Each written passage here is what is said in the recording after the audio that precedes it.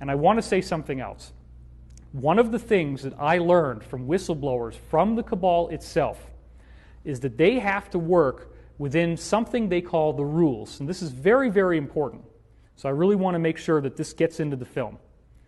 The rules are a body of spiritual principles that they must follow in order to be allowed to exist. Now, what do I mean by allowed to exist?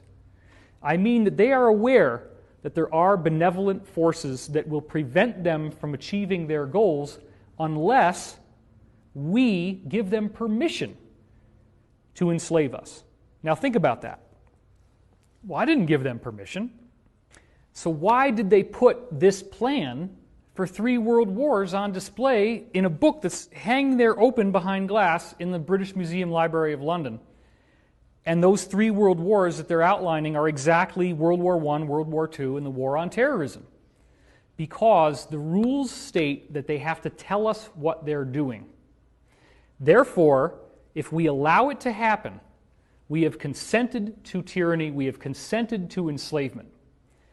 Now, if you get into the secret history of the cabal, this was rediscovered by Queen Elizabeth, the original Elizabeth that we've heard about from the 1500s.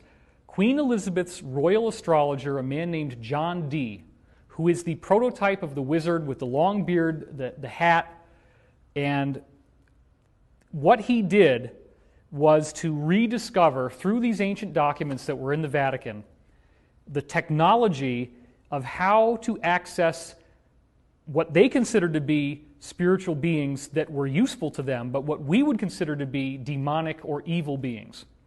These beings need to be accessed through a very complex set of rituals and ceremonies. You cannot just ask for them to show up. You have to follow very elaborate and specific protocols. If you follow those protocols, it's like having an IP address, which is what we use to go online in order to notate a website. Every website has its own IP address. These spiritual beings, such as Baal and Moloch, which they still do ceremonies for today, such as in Bohemian Grove, there is a giant effigy, stone effigy of an owl. That's the god Moloch. The god Moloch goes all the way back to Rome and Carthage, in which they were offering child sacrifices to this god in exchange for power.